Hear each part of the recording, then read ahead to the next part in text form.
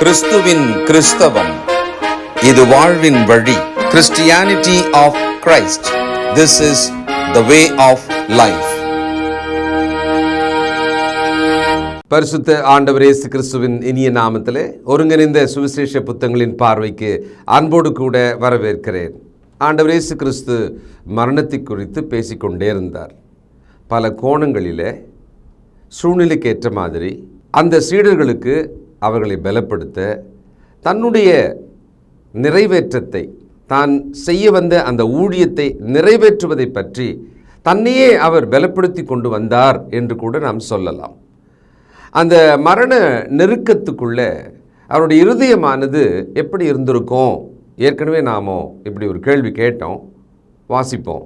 27ஆம் வசனம், யோவான் 12. இப்பொழுது என் ஆத்துமா கலங்குகிறது, நான் என்ன சொல்லுவேன்?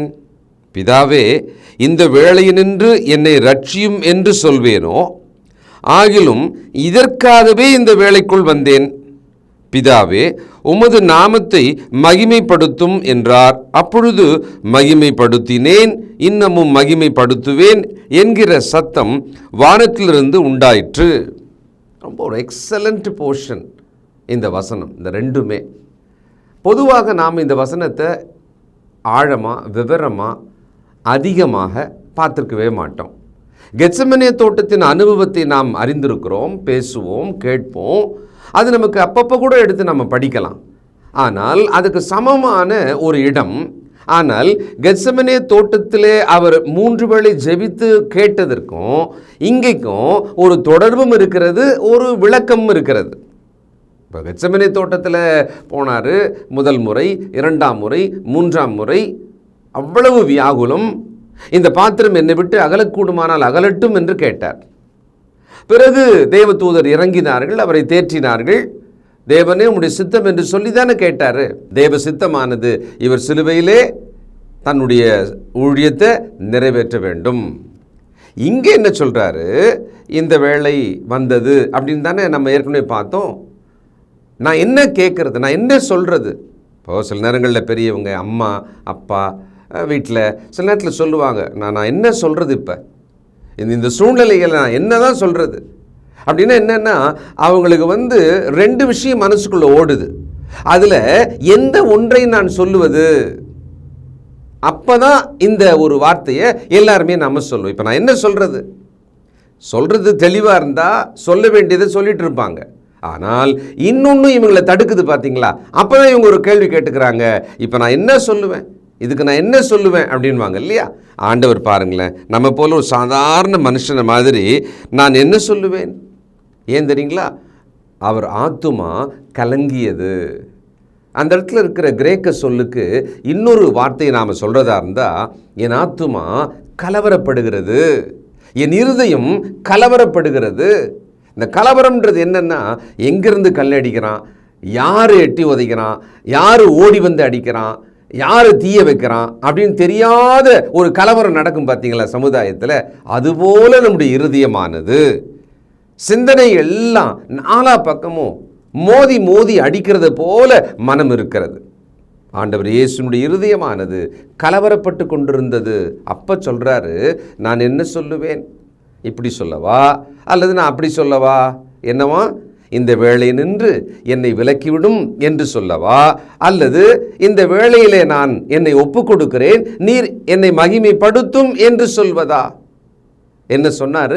கெத்செமனே தோட்டத்திலே இந்த பாத்திரம் என்னை விட்டு அகலக்கூடுமானால் அகலட்டும் என்று சொன்னபோது அதனுடைய அர்த்தம் என்னவா இருக்கும்? பொதுவாக நம்ம என்ன அர்த்தத்தை பார்க்குறோம் அப்படின்னா, அந்த துன்பம், மிகப்பெரிய வேதனை, சிலுவை மரணம், இதையெல்லாம் அவர் ஏற்றுக்கொள்ள வேண்டுமே, அதையெல்லாம் அவர் சகிக்க வேண்டுமே. காரி துப்புவாங்க, வாளால் வெட்டப்படுவதற்கு சமமாக முதுகிலே பாலபாலமாக 1 குறைய 40 அடியாக பிளந்தெடுப்பாங்க. ஒரு வயல் நிலம் போல எல்லாமே முன்கூட்டி ஆண்டவருக்கு தெரியும். ஆனால் அந்த துன்பம் வேணாம், அதனால் இந்த பாத்திரம் என்னை விட்டு அகலட்டும் என்று சொல்லியிருப்பாரா? இது ஒரு பொது அர்த்தமாக நாம் சொல்கிறது உண்டு. ஆனால் இதை விட பெட்டராக ஒன்று சொல்கிறதா இருந்தால் என்ன சொல்லலாம் தெரியுங்களா? பாவம் தன் மீது சுமத்தப்பட போகிறது இல்லையா, அந்த பாத்திரம்.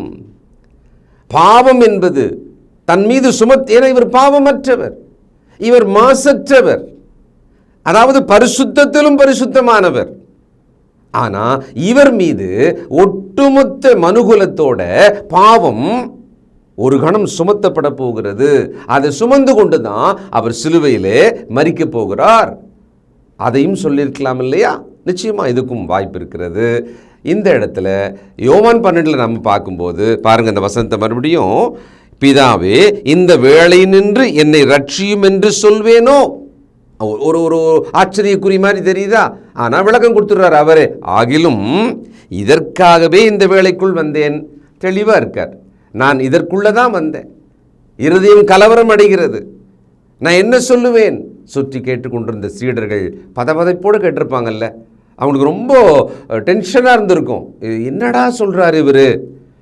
அற்புதங்களையும் அடையாளங்களையும் ஆச்சரியங்களையும் ரோம அரசே கலங்குற மாதிரி, யூத மத தலைவர்கள் எல்லாரும் கலங்குற மாதிரி 3 ஆண்டு கால ஊழியம், இறுதி நாட்களில் சில தினங்களுக்குள்ளே அவர் மரிக்கப் போகிறார். அப்பொழுது பேசும் இந்த வார்த்தை எல்லாமே நிச்சயமாக கலங்கடிக்கும் தான். அதனால தான் யோவான் 14:1-2 உங்கள் உள்ளம் கலங்காதிருப்பதாக அப்படின்னு அவங்களை கம்ஃபர்ட் பண்ணுறார். ஏன்னா அவன் கலங்கிட்டான். இப்போ ஆண்டவருடைய இருதயம் கலவரப்பட்ட மாதிரி அந்த சீடர்களோட இருதயமானது இதை கேட்க கேட்க ஒவ்வொரு விஷயமா அன்ஃபோல்ட் ஆகிற மாதிரி அவர் பேசிக்கிட்டே வர்றாரு. ஆண்டவர் இயேசு நம் பாவங்களை சுமக்கிற அந்த பாத்திரம் இருக்கு இல்லையா, அதுதான் ரொம்ப கொடுமையானது. அவர் துன்பப்படுவதற்கு பயப்பட்டிருப்பாரா? தன்னை அவமானப்படுத்துவதை ஏற்றுக்கொள்ள அவர் தயங்கியிருப்பாரா? அவர் தான் ஏற்கனவே தேவனுக்கு சமமாயிருப்பதை கொள்ளையாடின பொருளைப் போல இறுக பிடித்து கொள்ளாமல் வெறுமையாக்கி அதை தூக்கி தூரமாக வச்சுட்டு மனிதனாக அடிமையாக வந்துட்டாரு, இறங்கிட்டாரு பூமிக்கு தான்.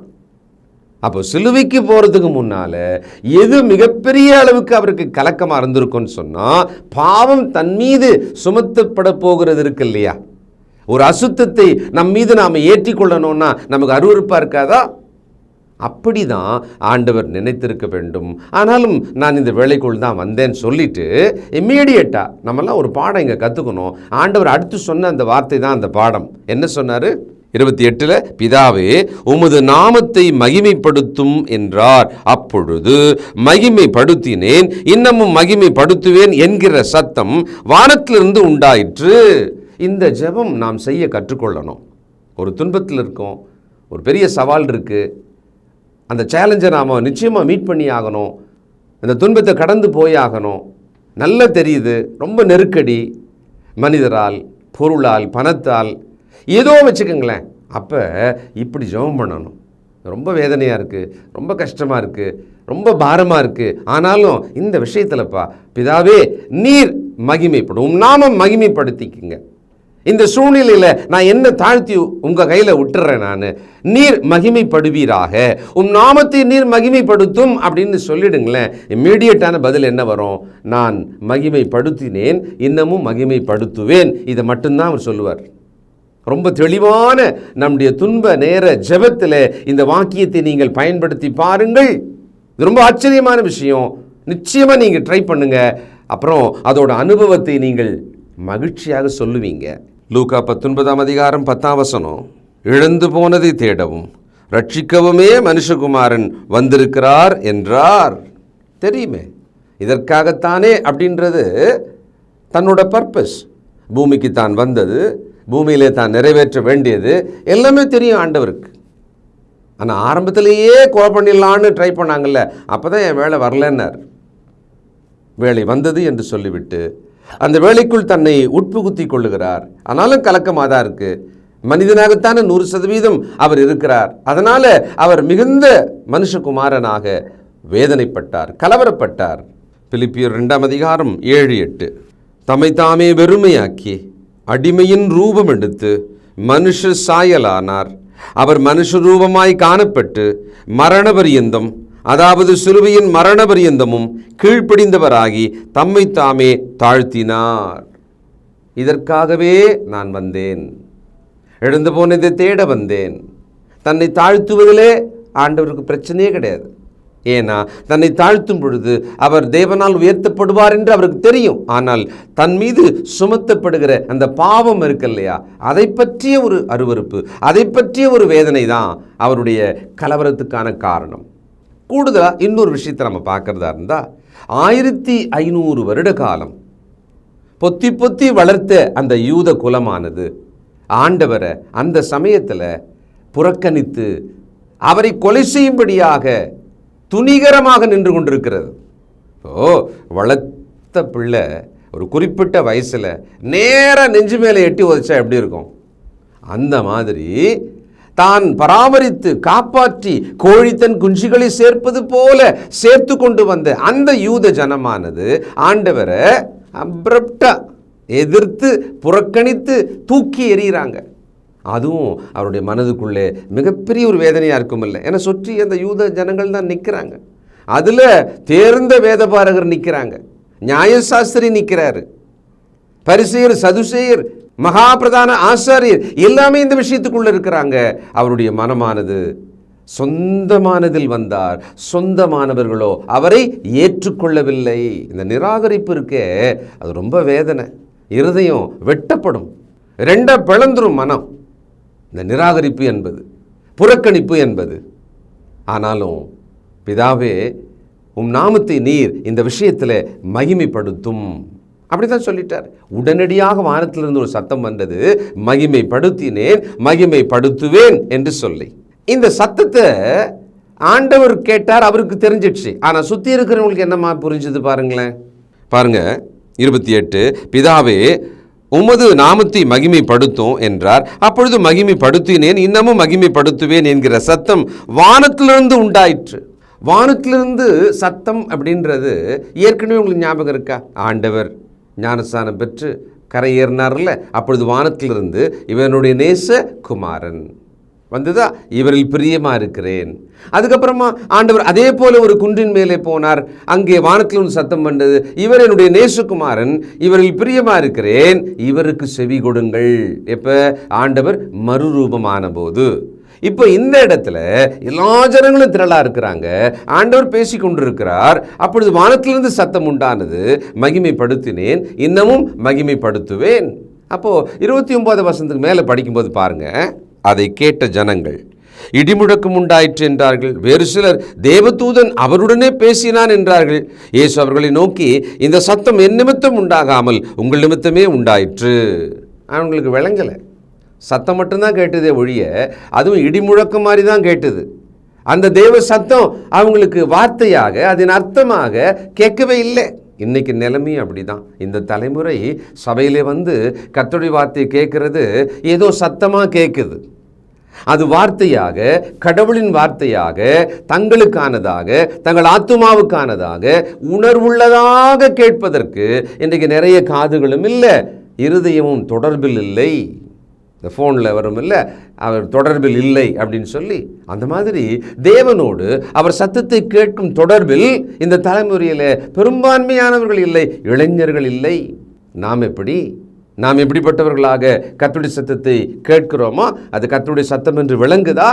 அது எனக்காக பேசப்படுகிறது என்று அர்த்தம் புரிகிறதா? உணர்கிறோமா? ரொம்ப முக்கியம்.